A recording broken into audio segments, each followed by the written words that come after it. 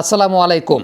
ক্রীড়া উপদেষ্টা গণমাধ্যমের কাছে আইসিসির নিরাপত্তা ইউনিটের কাছ থেকে পাঠানো একটা রিস্ক অ্যাসেসমেন্টের চিঠির কথা বলেছেন, যেই চিঠিটা যমুনা টেলিভিশন গত রাতে কিন্তু পাবলিশ করেছে কিংবা একটা ব্রেকিং নিউজের মাধ্যমে তারা রিভিল করেছে। সেই চিঠিতে একটা খুব গুরুত্বপূর্ণ বিষয় উঠে এসেছে, যেটা কিন্তু অনেকে ইগনোর করে যাচ্ছেন। সেটা হচ্ছে রিস্ক অ্যাসেসমেন্ট একটা করা হয়েছিল গত ডিসেম্বর মাসে, এবং সেটা মোস্তাফিজুর রহমানের ঘটনারও আগে।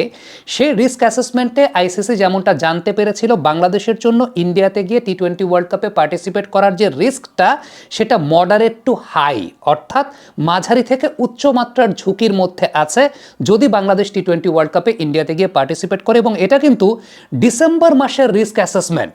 মোস্তাফিজুর রহমানের ব্যাপারে ডিক্লারেশনটা কিন্তু 3 জানুয়ারি এসেছে। আইসিসির রিস্ক অ্যাসেসমেন্টে এটা কিন্তু ডিসেম্বর মাসেই এসেছে। ব্যাপারটা কিন্তু খুবই ইন্টারেস্টিং। এবার আমরা পুরো চিঠিটা একটু ডিপ ডাইভ করতে চাই। এই চিঠিটা পাঠিয়েছেন মূলত ডেভিড মুস্কাস, যিনি আইসিসির নিরাপত্তা ম্যানেজার হিসেবে দায়িত্বরত আছেন। তিনি পাঠিয়েছেন বাংলাদেশ ক্রিকেট বোর্ডের যদি নিরাপত্তা কর্মকর্তা বা নিরাপত্তা উপদেষ্টা আছেন কাজী শামীম ফরহাদ, তার কাছে পাঠিয়েছেন। এবং এই চিঠিতে বেশ কয়েকটা সিগনিফিক্যান্ট বিষয় উল্লেখিত আছে।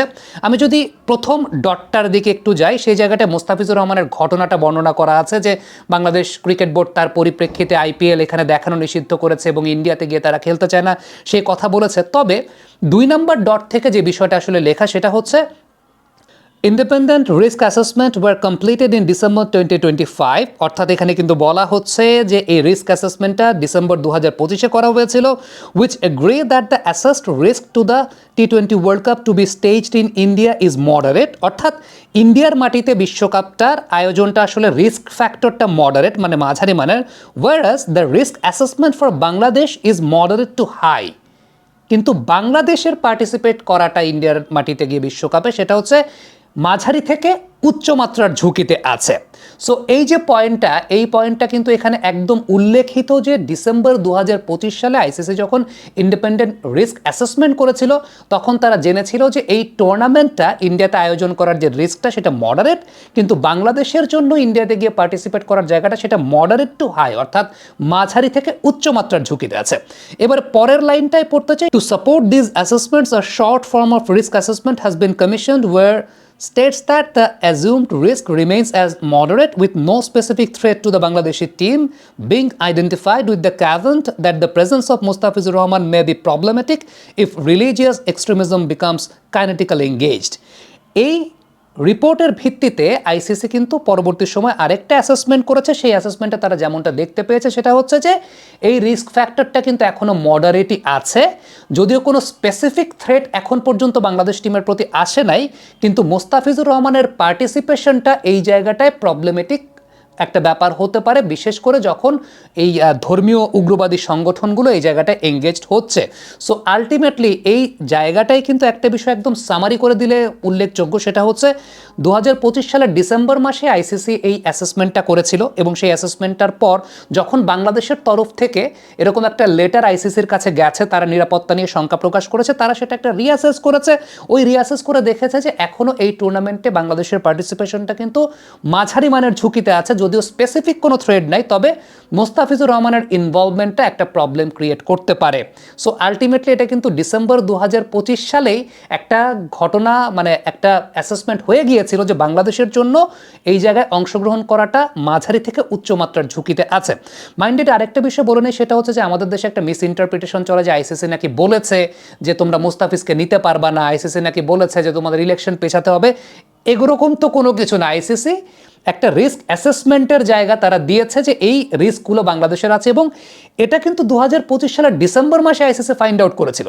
কিন্তু প্রশ্ন হচ্ছে তখন তারা বাংলাদেশকে সেটা জানিয়েছিল কিনা, জানিয়েছিল না। কিন্তু বাংলাদেশের আবেদনের প্রেক্ষিতে আইসিসি জানিয়েছে যে হ্যাঁ, আমরা কিন্তু আগে থেকেই এই রিস্ক অ্যাসেসমেন্টটা দেখেছিলাম, আর তোমরা যেহেতু বলেছো, তারপর আমরা একটা ফাইন্ড আউট করে দেখেছি যে তোমাদের জন্য এখনও ঝুঁকিটা মাঝারি মানের আছে, এবং মোস্তাফিজুর রহমানের অংশগ্রহণটা সেটাকে আরও প্রবলেম ক্রিয়েট করতে পারে।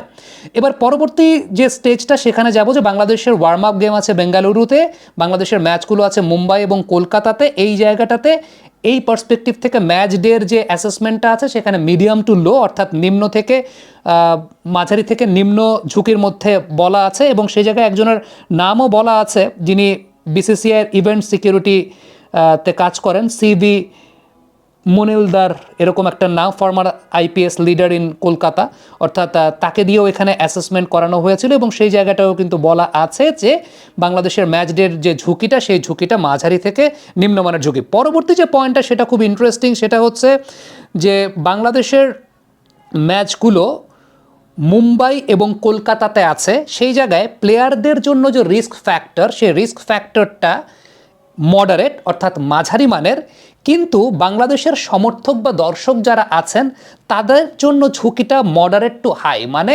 মাঝারি থেকে উচ্চমানের ঝুঁকি। বাংলাদেশের সমর্থক যারা আছেন, যেখানে বলা হচ্ছে যে স্পেসিফিক্যালি বাংলাদেশের প্লেয়ারদের জন্য ঝুঁকিটা তাদের যে ভেন্যুগুলোতে খেলা সেখানে মডারেট অর্থাৎ মাঝারি মানের, কিন্তু বাংলাদেশের যারা দর্শক বা সমর্থক আছেন তাদের জন্য ঝুঁকির জায়গাটা মডারেট টু হাই অর্থাৎ মাঝারি থেকে উচ্চমানের ঝুঁকির মধ্যে তারা আছেন। বিশেষ করে তারা যখন জার্সি বা বাংলাদেশের সুভিনিয়ারগুলো নিয়ে সেই জায়গাটা ক্যারি করবেন, ওই কথাটা বলা আছে। আর লাস্ট যে বিষয়টা বলা আছে যে বাংলাদেশের এবং ইন্ডিয়ার যে বর্তমান যে সামগ্রিক সম্পর্কটা বিরাজ করছে, সেই সম্পর্কতে ইলেকশন যত ঘনিয়ে আসছে, বাংলাদেশের জন্য ইন্ডিয়ার মাটিতে গিয়ে এই টুর্নামেন্টে পার্টিসিপেট করার রিস্কটা কিন্তু মডারেট অর্থাৎ মাঝারি মানের একটা ঝুঁকির জায়গাটা থাকছে। সো আমি যদি এই পুরো চিঠিটাকে একটু সামারাইজ করে দিই, প্রথমত আমাদের দেশে একটা মিস ইন্টারপ্রিটেশন চলছে যে আইসিসি নাকি বলছে যে বাংলাদেশকে মুস্তাফিজকে ছাড়া আসতে হবে। আইসিসি কোনো নির্দেশনাই বাংলাদেশকে দেয়নি, এটা আইসিসির নিরাপত্তা কমিটির যিনি ম্যানেজার তিনি বলেছেন তোমাদের জন্য ইন্ডিয়ার মাটিতে খেললে এই ঝুঁকি আছে, এবং সেই ঝুঁকির কথাটা তাদের অ্যাসেসমেন্টে কিন্তু ডিসেম্বর 2025-এই উঠে এসেছিল। দেখেন তখন কিন্তু মোস্তাফিজুর রহমানের এই ঘটনাটাই ঘটে নাই, মোস্তাফিজের ঘটনাটা ঘটেছে 3 জানুয়ারি, তার আগেই আইসিসির অ্যাসেসমেন্টে, আইসিসির নিরাপত্তা কমিটির অ্যাসেসমেন্টে এই ব্যাপারটা উঠে এসেছিল। আমার কাছে ব্যক্তিগতভাবে কি মনে হয় জানেন, আইসিসির নিরাপত্তা বিষয়ক এই অ্যাসেসমেন্টটা উঠে আসার পরই, এটা যেহেতু আইসিসির নিরাপত্তা বিষয়ক মানে একটা অ্যাসেসমেন্ট, এটা ইন্ডিয়া বা বিসিসিআই সবার আগেই জানবে, এটা খুব স্বাভাবিক, তখনই তারা এই রিস্ক ফ্যাক্টরের কথা বিবেচনা করে হয়তো বা তারা মোস্তাফিজুর রহমানকে ওই জায়গা থেকে বাদ দেওয়ার সিদ্ধান্তটা নিয়েছিল। আমার কাছে মনে হয় ঘটনাটা আসলে এইরকম, যেটা আসলে প্রকাশ করা হচ্ছে না। এটার মানে ঘটনার পেছনে ঘটনা থাকে না, আমার কাছে এটা ব্যক্তিগতভাবে মনে হয় যে ঘটনার পেছনের ঘটনাটা আসলে এই জায়গায়।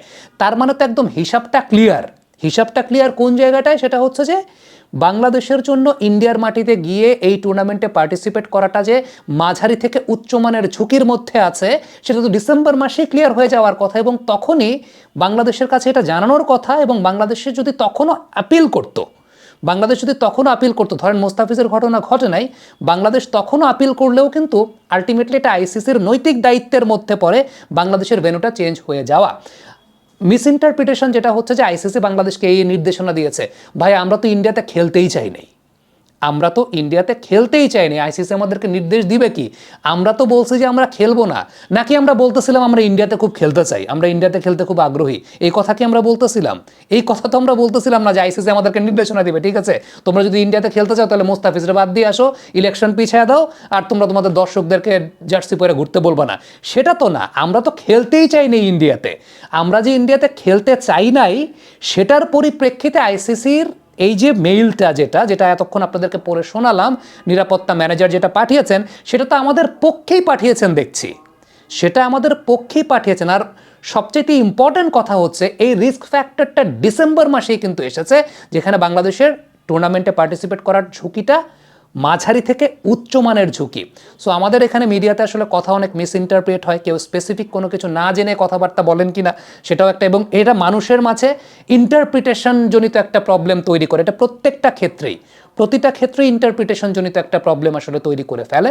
এই জায়গাটা আমার কাছে মনে হয়েছে আইসিসির যে চিঠিটা, সেই চিঠিটা কিন্তু পরিপূর্ণভাবে বাংলাদেশের ফেভারেই আছে, এবং বাংলাদেশের ফেভারে আছে দেখে আমরা এক্সপেক্ট করতে পারি যে তাহলে তো আইসিসির উচিত, আইসিসির নৈতিক দায়িত্বের মধ্যে পড়ে বাংলাদেশের ভেন্যুটাকে পরিবর্তন করে দেওয়া, কারণ রিস্ক অ্যাসেসমেন্ট তো তারাই বের করেছে, আমরা তো বের করি নেই, আমি বের করে নেই, বিসিবি বের করে নেই, তারাই বের করেছে।